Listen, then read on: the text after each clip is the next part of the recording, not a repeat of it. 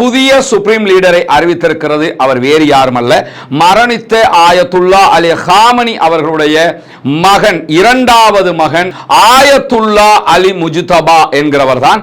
இவர்தான் அவர். தற்போது இவர்தான் தேர்வு செய்யப்பட்டிருக்கிறார். இவர் சாதாரணமாக அந்த நாட்டுக்குள்ளே இருக்கக்கூடிய ஒருவர் கிடையாது. அடுத்த கட்ட யுத்தத்தினுடைய நகர்வுகளை முழுவதுமாக இனி இவர்தான் தீர்மானிக்க போகிறார்.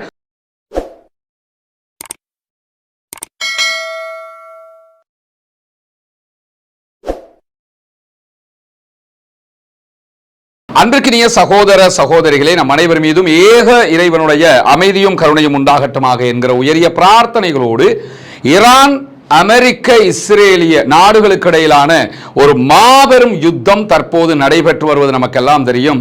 ஈரானை ஆக்கிரமிப்பதற்காக இஸ்ரேலுடைய தூண்டுதலின் பேரில் அமெரிக்கா இந்த யுத்தத்தை நடத்தி வருகிறது.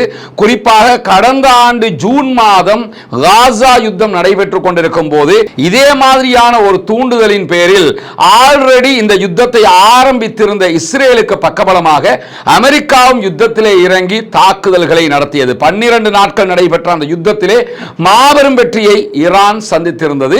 குறிப்பாக ஈரானுடைய நியூக்ளியர் சைட்டுகளுக்கு எல்லாம் நாங்கள் தாக்குதல் நடத்திட்டோம், இனிமே ஈரானால நியூக்ளியர் தயாரிக்க முடியாது, யுரேனியத்தை செறிவூட்ட முடியாது என்று இன்னைக்கு எப்படி தந்த வாய் இருக்கிற வழிக்காக எதையெல்லாம் பேசிக்கிட்டு இருக்கிறாரோ அமெரிக்க அதிபர், இதையெல்லாம் அன்றைக்கும் பேசினார்.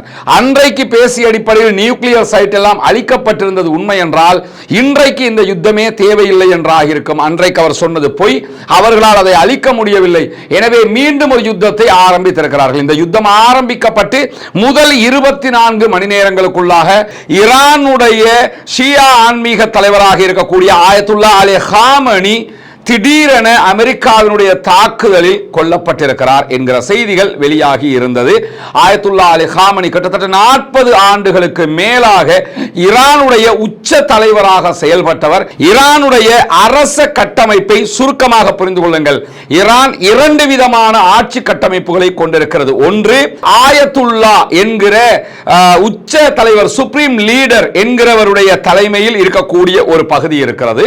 அதை தாண்டி நாட்டினுடைய ஜனாதிபதி, பாராளுமன்றத்தினுடைய கண்ட்ரோல் இருக்கக்கூடிய இன்னும் ஒரு பகுதி இருக்கிறது. முழுமையான அதிகாரம் நாட்டினுடைய சுப்ரீம் லீடருக்கு தான் இருக்கிறது. இந்த சுப்ரீம் லீடரை வெறும் 88 பேரை கொண்ட ஒரு ஆன்மீக குழு தான் தேர்வு செய்கிறது. இப்படி தேர்வு செய்யப்பட்டதற்கு பிறகு அவர் மரணிக்கிற வரைக்கும் சுப்ரீம் லீடராக இருப்பார். இவருடைய கண்ட்ரோல்ல தான் நாட்டினுடைய ஆயுதங்கள், குறிப்பாக ஏவுகணை தொழில்நுட்பம், எந்த நாட்டிலேயாவது தாக்குதல் நடத்தணும் அல்லது அந்த நாட்டுக்கு எதிராக அவங்க நமக்கு எதிராக தாக்குதல் நடத்தினா அதை தடுக்கணும், இது மாதிரியான மிக முக்கியமான எல்லா முடிவுகளையும் எடுக்கக்கூடிய உச்ச அதிகாரம் இந்த சுப்ரீம் லீடருக்கு தான் இருக்கிறது. அப்படி என்றால் ஜனாதிபதிக்கு என்ன அதிகாரம் இருக்குதுன்னு பார்த்தீங்கன்னா அதுக்கு கீழே தான் ஜனாதிபதிக்கு அதிகாரம் இருக்கிறது. நாட்டினுடைய ராணுவத்தை ஜனாதிபதி கண்ட்ரோல் பண்ணுவாரு, சட்டம் ஒழுங்கை எல்லாம் ஜனாதிபதி பார்ப்பாரு, பாராளுமன்றம் பார்க்கும். இதே நேரம் ராணுவத்துக்கு மேல IRGC, ஈரானிய இஸ்லாமிய புரட்சிகர காவலர் பிரிவு என்கிற ஒரு ராணுவ பிரிவு இருக்கு. அவங்க கையில தான் மிசைல், இந்த அட்டாக் எல்லாமே அவங்க தான் பண்ணிக்கிட்டு இருக்காங்க. இவர்களுக்கு தான் முழுமையான பவரையும் கொடுத்து வைத்திருப்பார் ஆயத்துல்லா, அதாவது சுப்ரீம் லீடர். இப்படியான சூழ்நிலையில ஷாஹ் என்கிற மன்னருடைய ஆட்சி கவிழ்க்கப்பட்டு 1970களுக்கு பிறகு ஈரான் என்கிற குடியரசு உருவானதற்கு பிறகு முதலாவது சுப்ரீம் லீடராக ஆயத்துல்லா அலி ஹொமைனி செயல்பட்டு வந்தார். அவருடைய மரணத்துக்கு பிறகு இரண்டாவது ஆயத்துல்லா, இரண்டாவது சுப்ரீம் லீடராக ஆயத்துல்லா அலி ஹாமனி செயல்பட்டு வந்திருந்தார். தற்போது அவர் கொல்லப்பட்டிருக்கக்கூடிய நேரத்தில் மூன்றாவது ஆயத்துல்லா, மூன்றாவது சுப்ரீம் லீடர் தேர்வு செய்யப்பட்டிருக்கிறார். கடந்த 3-4 நாட்களாக நடைபெற்ற கடுமையான மசூராக்கள், அவர்களுடைய பேச்சுவார்த்தைகள், கலந்துரையாடல்களுக்கு பிறகு அந்த 88 பேர் கொண்ட குழு புதிய சுப்ரீம் லீடரை அறிவித்திருக்கிறது. அவர் வேறு யாரும் அல்ல, மரணித்த ஆயத்துல்லா அலி ஹாமனி அவர்களுடைய மகன், இரண்டாவது மகன் ஆயத்துல்லா அலி முஜ்தபா என்கிறவர் தான். இவர்தான் அவர். தற்போது இவர்தான் தேர்வு செய்யப்பட்டிருக்கிறார். இவர் சாதாரணமாக அந்த நாட்டுக்குள்ளே இருக்கக்கூடிய ஒருவர் கிடையாது. ஆல்ரெடி ஈரானுடைய ஆட்சி பீடத்திலே இருந்த ஒருவரும் கூட. அது மட்டுமல்ல, மட்டுமல்லாமல் இப்பொழுதும் ஐஆர்ஜிசியினுடைய முழு கண்ட்ரோல் ஆயத்துல்லாவாக அவருடைய தகப்பனார் இருந்ததுனால நாட்டினுடைய ராணுவத்தினுடைய கண்ட்ரோல், ஐஆர்ஜிசியினுடைய கண்ட்ரோல், ஆயுதப்படைகளுடைய கண்ட்ரோல், உளவுப்பிரிவினுடைய கண்ட்ரோல்னு பல விவகாரங்களையும் தலையிட்டு அதை பற்றிய ஞானத்தை கொண்ட ஒருவராக அவர் இருக்கிறார். இப்படியான ஒருவர் தான் தற்போது சுப்ரீம் லீடராக தேர்வு செய்யப்பட்டிருக்கிறார். ஈரானுக்கு 1969 பிறந்த முஜ்தபா காமனி என்கிறவர் மறைந்த உச்ச தலைவருடைய இரண்டாவது மகனாக இருக்கிறார். காமனி குடும்பத்தினுடைய முடிவெடுக்கக்கூடிய மையத்தை சுற்றியிருந்த எல்லா பவரும் இவருடைய கையில் தான் இருந்தது என்று சொல்லப்படுகிறது. 1979 புரட்சியின் நிகழ்வின் போதுதான் இவருடைய அரசியல் விழிப்புணர்வு உருவாக்கப்படுகிறது என்று சொல்லப்படுகிறது. ஏன்னா புரட்சிக்கு முன்பதாக 10 ஆண்டுகளுக்கு முன்பதாக இவர் பிறக்கிறார். புரட்சி நடைபெறும் போது இவருக்கு 10 வயதாக இருக்கிறது. 1981 இவருடைய அரசியல் முதிர்ச்சியை அந்த நாடு காண்கிறது என்கிற செய்திகள் எல்லாம் சொல்லப்பட்டு வந்த நிலையில் 1989 தன்னுடைய தந்தையோடு சேர்த்து அரசியலில் இன்னும் முதிர்ச்சியை பெற்றுக்கொண்டார் என்றெல்லாம் இன்றைக்கு இவரை பற்றிய புகழ் மாலைகளை ஈரானுடைய தொலைக்காட்சிகள் சொல்லிக் கொண்டிருக்கிறார். அவங்க சொல்லக்கூடிய செய்திகளை தான் நம்ம உங்களுக்கு எடுத்து சொல்லிக் கொண்டிருக்கிறோம். விரிவான ஆலோசனைகள், அதே போன்ற கலந்துரையாடல்கள், விவாதங்களுக்கு பிறகு முஜ்தபா தற்போது ஆயத்துல்லாவாக ஷியா சிந்தனை கொண்ட ஈரானுடைய ஆன்மீக தலைவராக, சுப்ரீம் லீடராக அறிவிக்கப்பட்டிருக்கிறார். இப்படியான ஒரு சூழல்ல தற்போது முஜ்தபாவுக்கென்று உறவுகள், நெருங்கிய உறவுகள் யாரும் இல்லை. ஏன்னா ஆயத்துல்லா அலி காமனி அவங்க தாக்கப்படுகிற நேரத்தில் இவருடைய மனைவியும் அந்த இடத்திலே கொல்லப்பட்டார்கள். அதே போன்று இவருடைய மகனும் அந்த இடத்திலே கொல்லப்பட்டார்கள். இப்படி உறவுகளை தகப்பனாரோடு சேர்ந்து இழந்த ஒருவராகத்தான் தற்போது முஜ்தபா அவர்கள் இருக்கக்கூடிய நேரத்தில் தான் முன்னாள் ஜனாதிபதி ஹசன் ரூஹானி, அதே போன்று உச்ச தேசிய பாதுகாப்பு கவுன்சிலுடைய செயலாளர் அலி லாரிஜானி, முன்னாள் வெளியுறவு அமைச்சராக செயல்பட்ட முகமது ஜவாத் ஷரீப் உள்ளிட்டவர்களோடு அடிக்கடி காட்சி தரக்கூடிய ஒருவராக இவர் அறியப்பட்டிருக்கிறார். அதாவது மேல நம்ம சொன்ன எல்லாருமே ஓரளவுக்கு நெகிழ்வு போக்கு கொண்டவர்களாக அந்த நாட்டுக்குள்ள அறியப்பட்டிருக்காங்க. ஆனா இப்ப அலி லாரிஜானியை யாரும் நெகிழ்வு போக்குள்ளவராக பார்க்க மாட்டாங்க. இவ்வளவு தாக்குதல்களையும் அவர்தான் திட்டமிட்டு சுப்ரீம் கவுன்சிலுடைய தலைவராக நின்று செயல்பட்டு வரக்கூடிய சூழல்ல தான் இப்படி பல தடவைகள் இவர் மக்களுக்கு மத்தியிலே அறிமுகமான ஒருவராக இருந்திருக்கிறார் என்கிற நிலையில இன்னைக்கு இவருடைய தெரிவு அறிவிக்கப்பட்டதற்கு பிறகும் அதற்கு முன்பதாகவும் அமெரிக்க அதிபர் டொனால்ட் ட்ரம்ப் ரொம்பவே தடுமாறி கொண்டிருக்கக்கூடிய காட்சிகள் வெளியாகி இருந்தது. என்னன்னா, ஆயத்துல்லாவாக யாரை தேர்வு செய்றீங்களோ அவங்க நாங்க ஏத்துக்கிற ஆட்களாக இருக்கணும், எங்க கிட்ட அனுமதி இல்லாம தேர்வு செஞ்சீங்க தோச்சு விடுவோம் பார்த்துக்கண்டலாம் சொல்லிக்கிட்டு இதெல்லாம் எதுக்கு அந்த மிரட்டல் போட்டாருன்னா இவர் தெரிவு செய்யப்பட்ட கூடாதுங்கிறதுக்காக தான் அவ்வளவு மிரட்டல்களை சொல்லி பார்த்தாரு. அதையெல்லாம் மீறி இன்னைக்கு அவரையே ஆயத்துல்லாவாக அந்த நாட்டை சேர்ந்தவர்கள் தேர்ந்தெடுத்திருக்கிறார்கள்.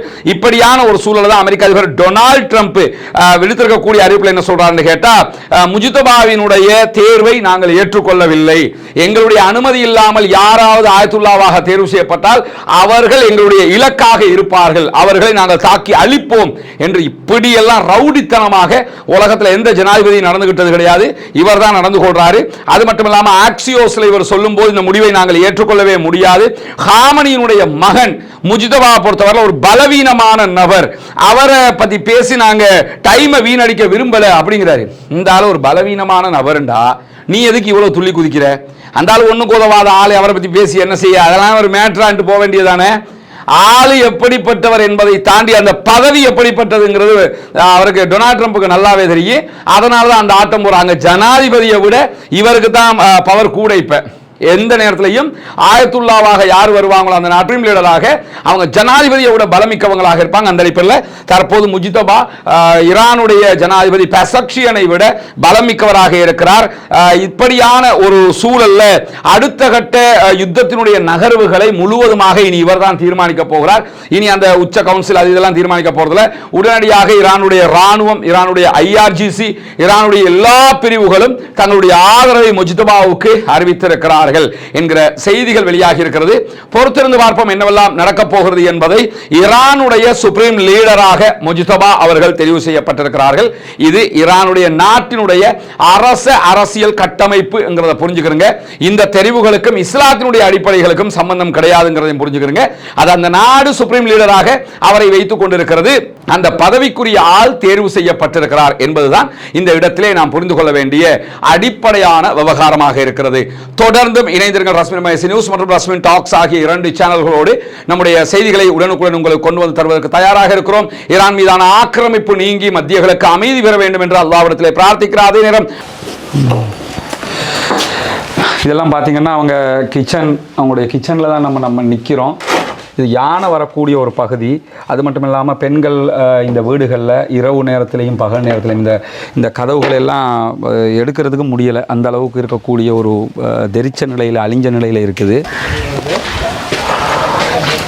புனிதமிக்க ரமலானுடைய மாதத்தில் இலங்கையினுடைய பொத்துவில் பகுதிகளில் இருக்கக்கூடிய சர்வோதயபுரம் ஹிஜ்ரத் நகர் என்கிற பகுதிகளில் வீட்டு திட்டம் ஒன்றை நடைமுறைப்படுத்துவதற்கான ஒரு முயற்சியை நீங்கள் அறிஞ்சிருப்பீங்க. புனிதமிக்க இஸ்லாமிய மார்க்கத்தை ஏற்றுக்கொண்டிருக்கக்கூடிய சகோதரர்கள் அவங்க படுகிற கஷ்டங்கள் இங்கே நம்ம பார்த்தோம்னா வாழ்வதற்கான ஒரு சூழலே இங்கே கிடையாது என்பதுதான் யதார்த்தமான உண்மையாக இருக்கிறது. ஏன்னா ஆரி காலம் ஏதோ ஒரு வகையில் அவங்களுக்கு தண்ணீர் கிடைச்சிருது, குளங்கள்லாம் அங்கே எடுத்துடுறாங்க. இதே கோடை காலம்னு வந்து இப்போ நம்ம வந்திருக்கிறது கோடை காலம். கடுமையான வெயில், பாலைவனத்துக்கு நிகரான வெயில் அடிக்கக்கூடிய ஒரு காலகட்டம் இது. இந்த காலகட்டங்களில் வாரத்தில் ஒரு முறை தான் தண்ணீர் வரும் அவங்களுக்கு. அதுல இருந்து அவங்க தண்ணி எடுத்து ஒரு வாரத்துக்கான தண்ணி அவங்க குடிக்கிறதுக்கு எடுத்துக்கிறணும். மற்ற தேவைகளுக்கு வெளியில இருந்து அவங்க தனியாக எடுத்துக்கிற வேண்டி இருக்கிறது.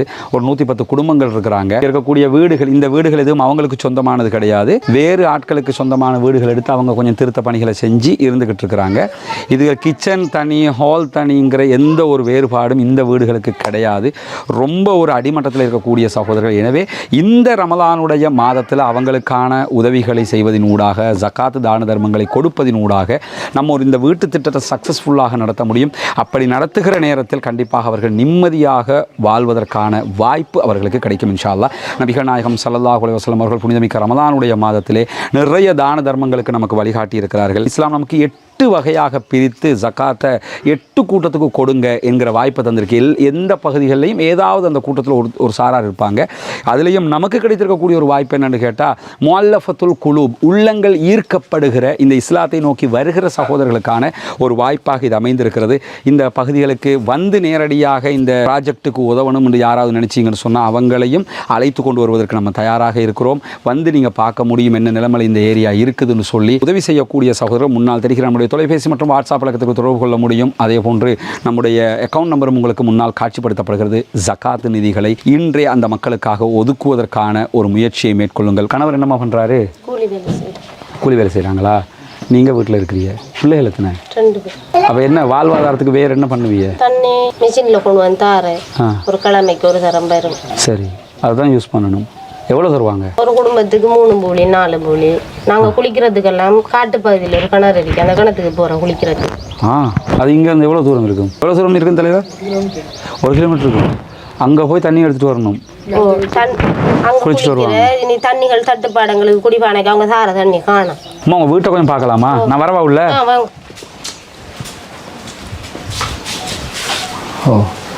இதெல்லாம் எங்களோட வசதிக்கு ஏற்ற மாதிரி கூலி தொழில் செஞ்சு இந்த கை மரங்களை வாங்கி போட்டிருக்கிறோம் நாங்கள். நீங்கள் எப்போ அவங்க வீட்டை கேட்குறாங்களோ அப்போ கொடுத்துட்டு போயிடணும். அது வாங்க.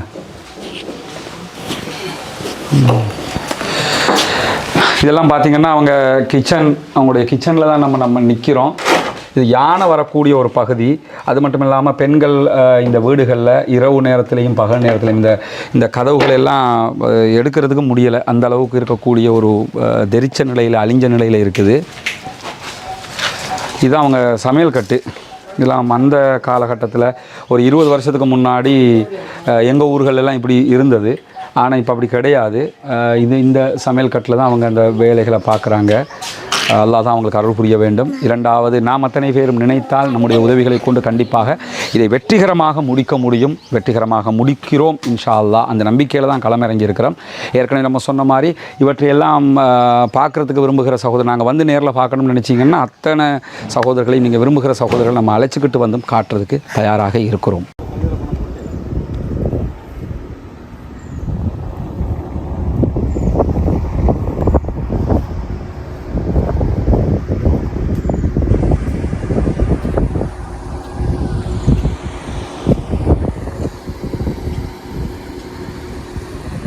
புனிதமிக்க ரமலானுடைய மாதத்தில் தற்போது நம்ம இஸ்லாத்தை ஏற்றுக்கொண்ட சகோதரர்களுக்கான 14 வீடுகள் கட்டுகிற பணியில் 5 வீடுகளை கட்டியிருக்கிறோம்ங்கிறது உங்களுக்கு தெரியும். கட்டி அவங்கள்ட்ட ஒப்படைச்சிட்டோம். கூட இல்லாமல் அடிக்கிறதுக்கு இல்லாமல் தான் இப்போ இம்மாட்ட வந்து நிற்கிறேன். கடி சந்தோஷம் கட்டி தந்தது. இது உங்களோட வீடு. இனி ஃபவுமி வேலை நடக்குதாண்டெல்லாம் பார்க்குற மடர் வேலையெல்லாம் முடிச்சுட்டு வந்தாங்க. சரிதானே? உங்களுக்கு எப்படிமா சந்தோஷமா? நிறைய பேருக்கு உதவி செஞ்சிருக்கிறாங்க, அவங்களுக்கு என்ன சொல்ல நினைக்கிறீங்க? எங்களுக்கு இவ்வளவு தந்தது எங்களுக்கு மிச்சம் நன்றி. துவா செய்யுங்க சரியா? தொழுகை நோன்பு அதுகளை எல்லாம் ரொம்ப கடைப்பிடிச்சு கொள்ளணும். மார்க்க விஷயங்கள் தானே.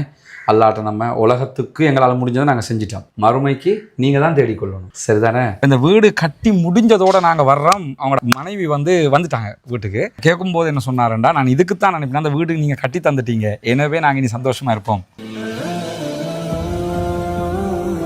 என் பிள்ளைகள் இப்போ நிம்மதியாக பழக்கக்கூடிய அளவுக்கு நிம்மதியாரி அல்லாஹ் அவங்களோட எண்ணங்களை பேசாக்குவோம் இன்ஷா அல்லாஹ். மீதி 9 வீடுகளுக்கான வேலைகளை ஆரம்பிச்சிருக்கிறோம். எனவே இந்த புனிதமிக்க ரமதானுடைய மாதத்தில் இஸ்லாத்தை ஏற்றுக்கொண்ட சகோதரர்களுக்காக ஜக்காத்தில் இருந்து ஒரு போர்ஷன் நம்ம கொடுக்க முடியும். அவர்களுக்கு கடமையாக இருக்கிறது கொடுப்பது. எனவே அந்த உதவியை தாராளமாக செய்து வழங்குங்கள். இன்னும் சொல்லப்போனால் அந்த சகோதரர்களுக்கு நீங்கள் ஜக்காத்தில் இஸ்லாத்தை ஏற்றுக்கொண்டவர்களுக்குரிய பங்காகவும் அவர்களுக்கு உதவ முடியும், மிஸ்கீன்களுக்குரிய பங்காகவும் உதவ முடியும், ஃபக்கீர்களுக்குரிய பங்காகவும் அவர்களுக்கு உதவ முடியும். இந்த 3 கேட்டகரிக்குள்ளேயும் வரக்கூடிய மக்களாகத்தான் அவங்க இருக்கிறாங்க. எனவே உங்களால் முடிந்த உதவிகளை, தான தர்மங்களை இதற்காக வாரி வழங்குமாறு அன்பாக கேட்டுக்கொள்கிறேன். நம்ம ஆரம்பிச்சிருக்கக்கூடிய இந்த பணி நம்ம தான் முடிக்கணுங்கிற வகையில் உங்களால் எவ்வளவு முடியுமோ அவ்வளவு உதவிகளை இதற்காக வாரி வழங்குங்கள். நாளை மறுமையிலே நிரப்பமான கூலிகளை பெற்றுக்கொள்ளுங்கள்.